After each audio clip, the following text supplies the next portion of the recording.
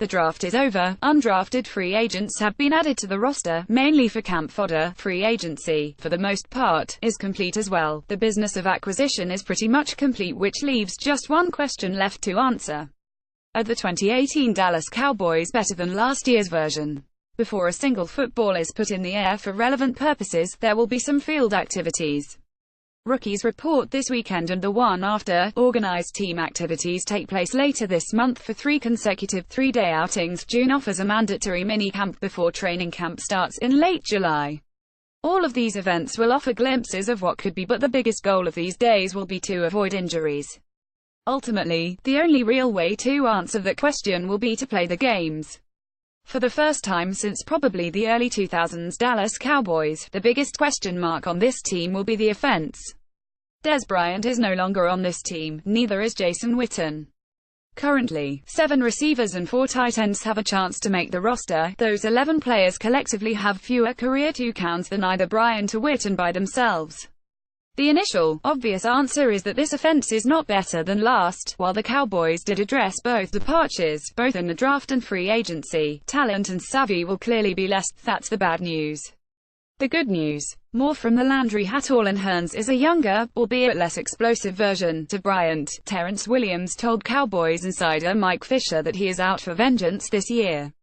Cole Beasley is still around to work the slot, and there are 3 new outside deep threats: Tavon Austin, Deontay Thompson, Michael Gallup that could excite. At tight end, fans may finally get to see what Rico Gathers is capable of doing. Worst case scenario, at least he and Blake Jarwin bring speed to the position. Maybe this youth and speed will help open things up for the run game. All of that can somehow surprise all of us know-it-alls and go the Dallas Cowboys way, and still none of that truly matters. This team's success will be defined and determined by 2 specific players with 2 very different questions. Can offensive tackle Tyron Smith stay healthy for all 16 games?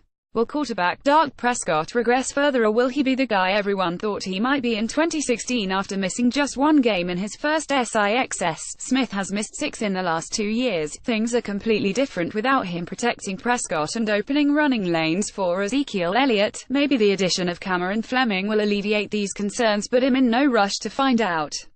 Speaking of Prescott, the worry is that he may only be capable of managing games and not taking them over. Yes, he missed Elliott last year, as would any other quarterback. The problem is that Bryant, Witten and Beasley all had the worst numbers of their careers in 2017. They didn't all magically regress in unison. Some of that responsibility lies at the feet of the guy getting them the ball. 2018 will be a huge year for Prescott. If he has another subpar year, the Dallas Cowboys should aggressively be back in the market for a new quarterback. If he bounces back, a big contract is in front of him.